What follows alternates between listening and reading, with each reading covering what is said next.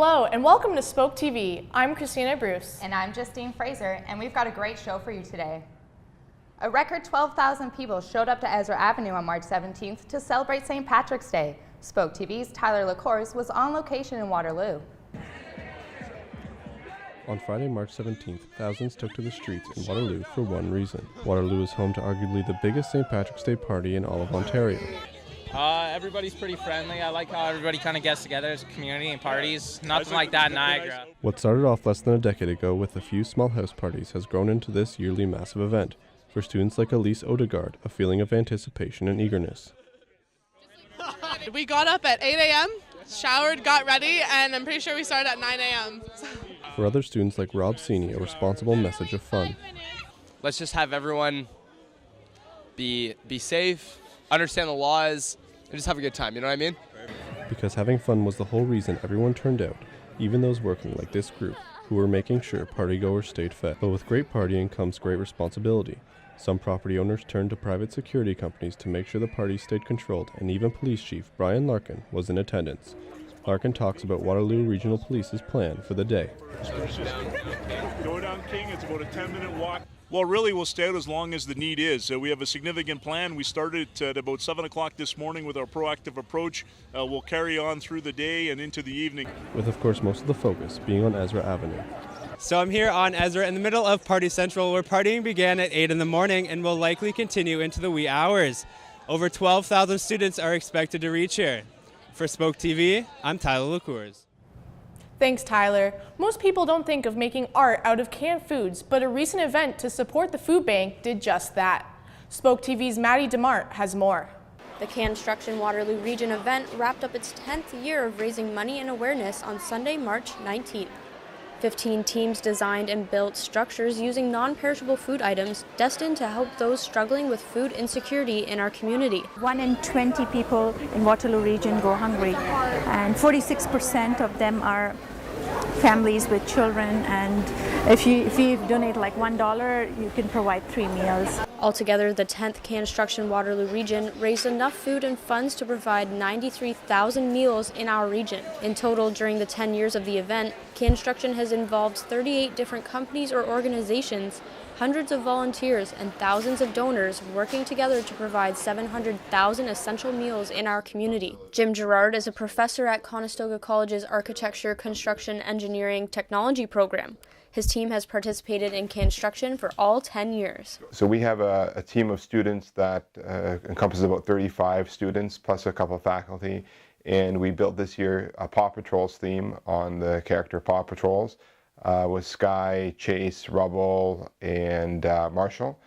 And we use approximately 3,800 cans this year. Each year, more than 100,000 visitors come to Conestoga Mall to enjoy the creations and vote with their donations to choose People's Choice winner. This year's winner of the People's Choice Award was Fortifying Against Hunger, built by the team from NCR. The award for most meals raised was presented to Quadro, who raised 9,900 meals from the food and funds raised for their build, titled Feed a Region, Grow a Nation. Anyone interested in entering a team in Conestoga 2018 is encouraged to contact the food bank now as space is limited. For SpokeTV, I'm Maddie DeMart. With students just coming back from March break, it's possible that others will be sent back home for health violations. More than 4,000 elementary students in Waterloo Region are facing the risk of suspension for not updating their immunization records with the region's Public Health Department, which is due by the end of March 28th. Public Health wants up-to-date records to prevent and manage outbreaks of vaccine-preventable diseases. The region of Waterloo Public Health is offering immunization clinics for the month of March to help students get their mandatory vaccines before the deadline. For high school students, forms are being sent out in April with a suspension date set for May 3rd. As our population continues to grow, our ambulance is able to keep up with the growing demands on their services. Find out after the break. With the region growing in population, there may be a need for more paramedics and more ambulances. SpokeTV's Alan Broadhagen tells us more on what the region is planning for the growing need. The region is growing, and that means more emergency calls. According to Statistics Canada, Waterloo Region's population was just over 530,000 people at the end of last year.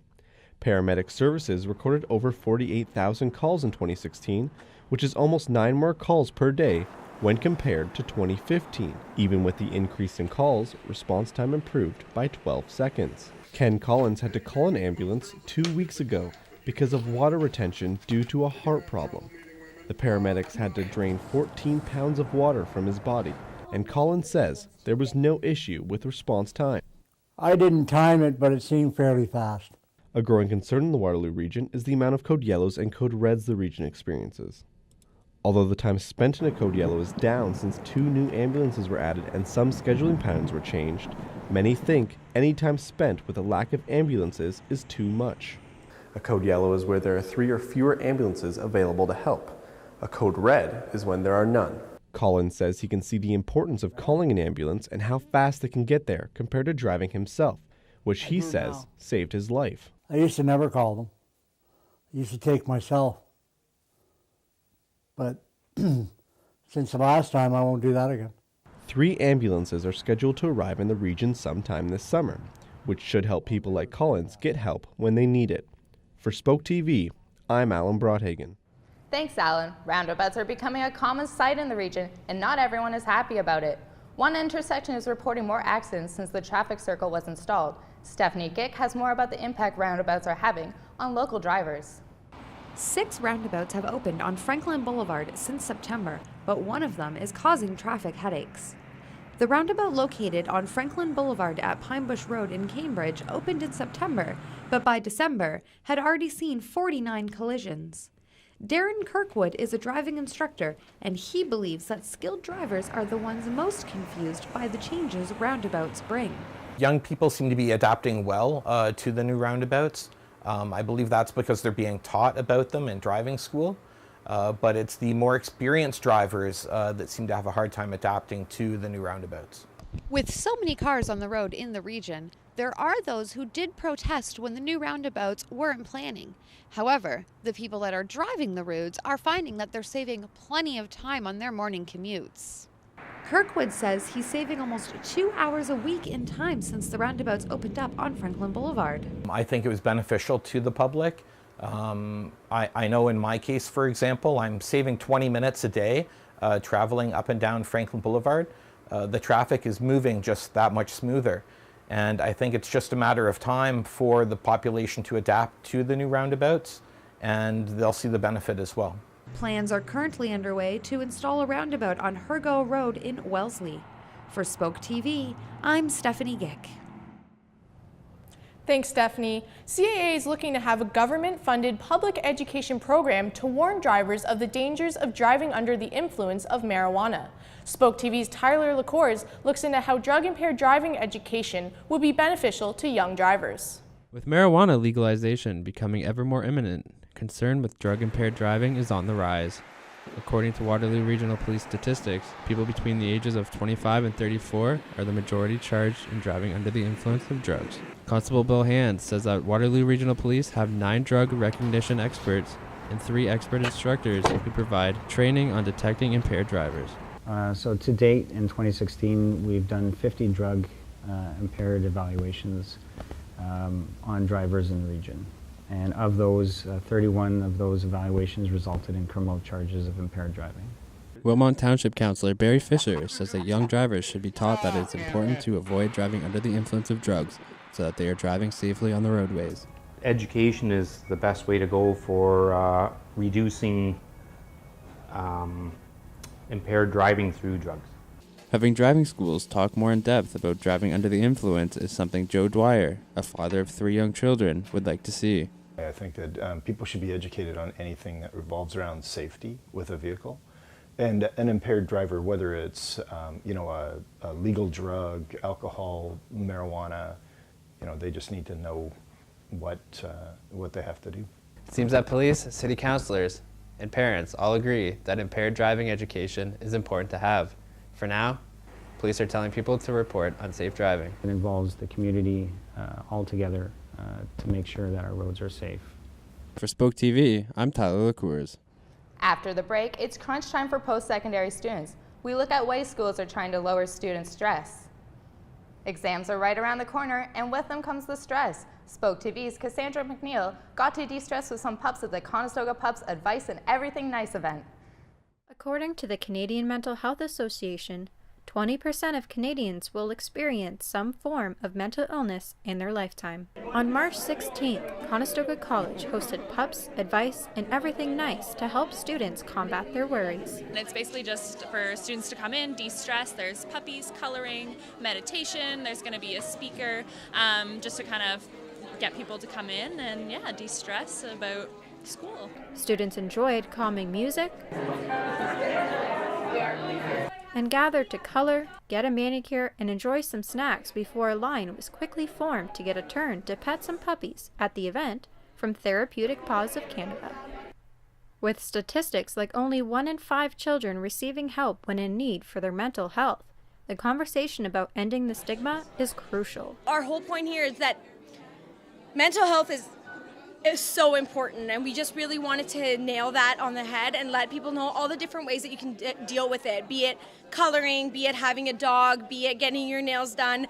There's lots of different ways to cope and de-stress yourself, and we wanted to bring that to Conestoga College. Speakers from Jack.org, a network of young leaders aiming to transform the stigma surrounding mental health, also spoke at the event to educate and inform. For SpokeTV, I'm Cassandra McNeil. Thanks, Cassandra. Students who play varsity sports on top of keeping up with their studies also find coping with stress a challenge. SpokeTV's Stefan Singh met with local student athletes to find out what it takes to keep up the grades and athletic expectations. Thanks, guys. Being a student athlete can be really tough, being able to balance school and athletics. I was able to talk to a student athlete and a coach who gives some advice for student athletes in the future. When it comes to being a student athlete, having a coach there to support you is a big part about being successful. Sean Doucette coaches at the Brantford Track and Field Club and knows how hard it can be to be a student athlete. Balance is the absolute hardest part. I mean, trying to balance academic success, athletic success, family, friends, social life, just society pressures. I mean, there's so much going on with kids these days. For second-year Laurier Golden Hawks football player Matthew Tate, being an athlete and balancing his course load can be exhausting, especially after a full day of school and practice. You just feel like really exhausted afterwards, and you do have time. That's when I usually do it. I don't like doing work during the day. I usually don't really have time to do it because my classes are so clustered together. And plus with the workout in between, usually, I usually just don't have time to do it during the day. Student success programs like Making Your Mark offer support to student athletes, developing and strengthening students' motivation and turning athletic commitment into academic success are a couple of strategies the program focuses on. Once you get to that level where you compete at university, it's whoever wants it the most. You got to go get it. You can't sit back and wait.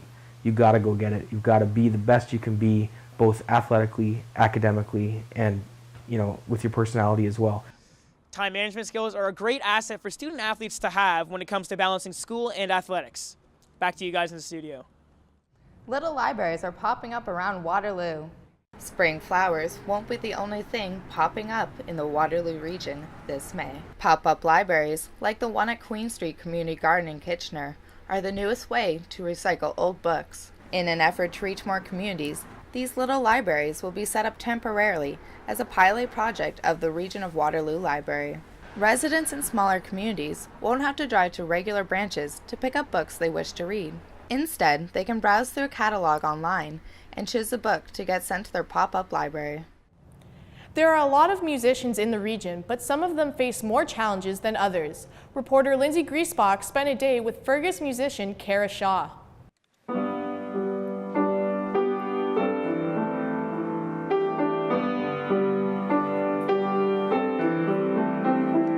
She was 2.5 when she started playing the piano.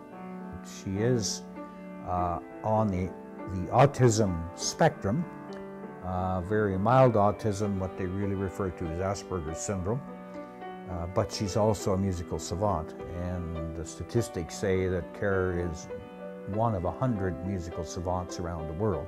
Her ability to be able to hear any piece of music and to play it back is absolutely incredible. Playing the piano takes patience, talent, and a lot of practice, but there is one important thing pianists often take for granted: eyesight. Not only is 26-year-old Kara Shaw autistic, but she was born completely blind. Being raised in a musical family, however, she didn't let that hold her back. I played Pomp and Circumstance for my own kindergarten graduation. And then when I was 6, I played for my kindergarten teacher's wedding. The piano made sound and that kept her attention, so I could keep her attention longer while I tried to figure out if she could see the keys. I don't think she ever saw them, but it didn't take long for her to learn how to play. A flat. Okay. The tom? The small tom? It's an A. Okay. It's an F sharp. Okay. I like playing piano because it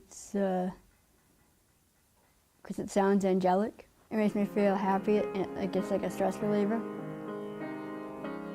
What are some of your favorite songs?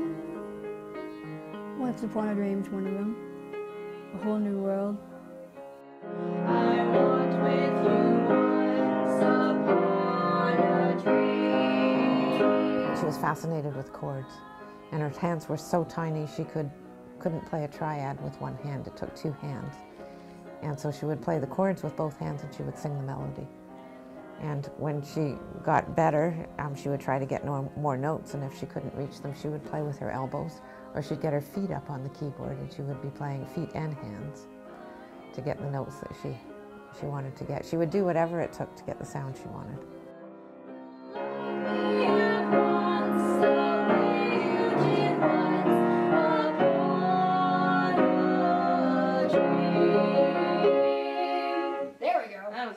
After having 3 healthy boys and then a daughter born with cystic fibrosis, Dave and Linda Shaw decided that they couldn't risk having another child, so they went to Children's Aid to adopt one with special needs. There she is, born at 23 weeks. They told my birth mom, Stacy, that if I didn't respond within 48 hours, they were going to basically let me go. You know, let me die kind of thing. When they phoned and said they had Kara, she was premature and she was blind, and that was all I knew, but I knew that that was the baby. I just right away it felt right. She was born, at 23 weeks and so tiny, and yet her spirit is so large. Yep. This is a scene from Breaking Bad. Kara just has a different way of looking at life. It's simple, it makes perfect sense, and I think we all need to learn to live like Kara does.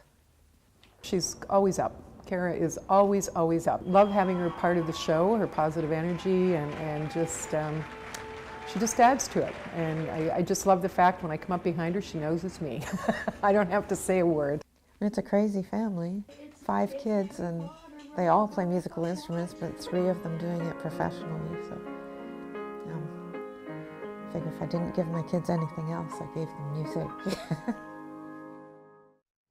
Thanks, Lindsay. Coming up, find out what's been happening in the world in entertainment. If you're interested in experimental and improvised music performed live around the region, there's a website that you can help keep you on top of upcoming events. SpokeTV's Justin Emanuel talked to members of the organizations who are trying to help new forms of music ring a bell.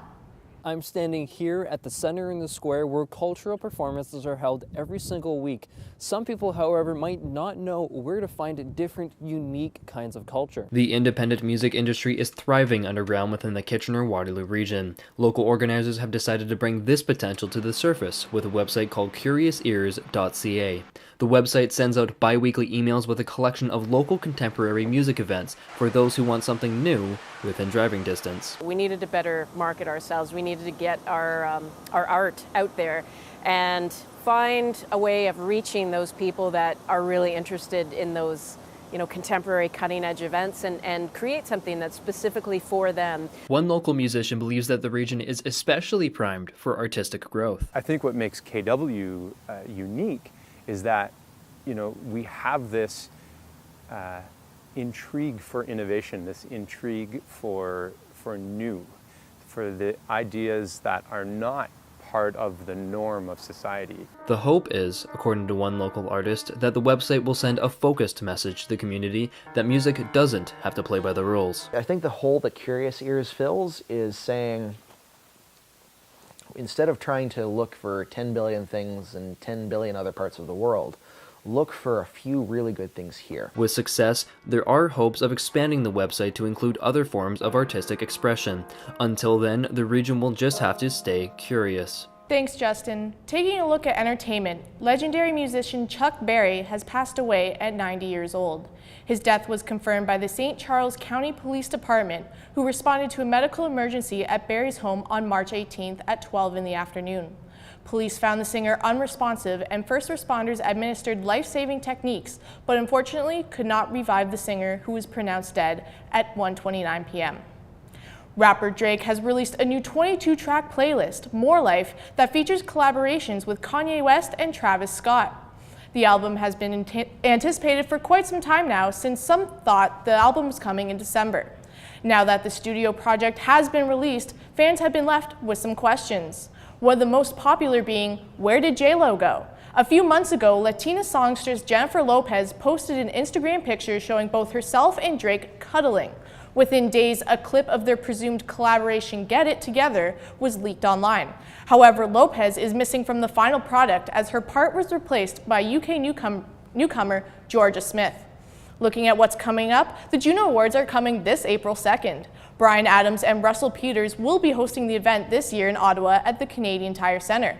What's new about this year is that the Juno Awards is partnering with Plus One, a nonprofit organization.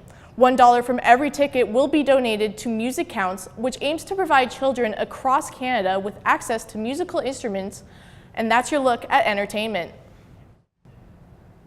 Earlier this week, Justine Fraser sat with Brittany Bordelon to discuss the new Lego Batman movie and what she thought about it. Thanks, Christina. I'm here with Brittany Bordelon talking about the newest addition to the Lego franchise. Hey, Brittany, tell us a little bit about the movie. So I went to see the Lego Batman movie. It was released at the beginning of February. It didn't do as well as they expected in its first weekend. They had projected for it to make $60 million, and it made $55 million, which is still pretty good. And overall, the movie scored a 7.6 on IMDb. It was a comedy, it was an action, it was a kids movie. All around, it was really great. It's better. I can only look you in the eyes right now. And what kind of characters were in that? What kind of cast was it? So Will Arnett did the voice of Batman, so that was pretty cool. Not somebody that I probably would have picked or would pick to play Batman in a normal role like where you would see Christian Bale playing. But in terms of the voice of Batman, I thought that he did really, really well, and he had that nice deep voice that you picture Batman to have. Island, quickest route, no freeways. Some other characters that you see in the movie, aside from Batman, obviously, are your typical characters from the Batman franchise, like Alfred, Robin, even the Joker is in there. They did a lot of Suicide Squad stuff. To team up with Batman. What? There was a lot of conflict between Joker and Batman, where Joker felt like Batman and him were the two of the greatest, like each other's greatest villains, where Batman didn't feel that way. Superman is my greatest enemy. Superman's not a bad guy. Then I'd say that I don't currently have a bad guy. I am fighting a few different people. Can you tell me a bit more about some of the parts of the movie you really enjoyed? Well, I don't want to give too much away, but I will talk about, there is a point in the movie where Batman comes home and he finds out Alfred has made some lobster, and he decides he's going to cook it in the microwave. And there's just this like awkward but like funny waiting period where he's sitting there and you just see this lobster rotating around in the microwave. Do you think it's like a good idea for Lego to keep making movies like this? Like, is it building on their franchise? Lego's been around for so long, and like, what better way to like kind of make a parody movie than do it with Lego, like, and not only have it appeal to adults but also appeal to kids, right?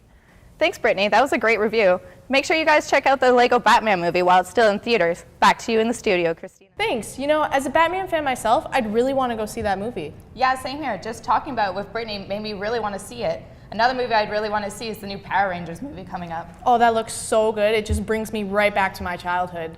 Well, that's all we have for today. Make sure to check us out on Twitter or on SpokeTV.ca. I'm Christina Bruce. And I'm Justine Fraser.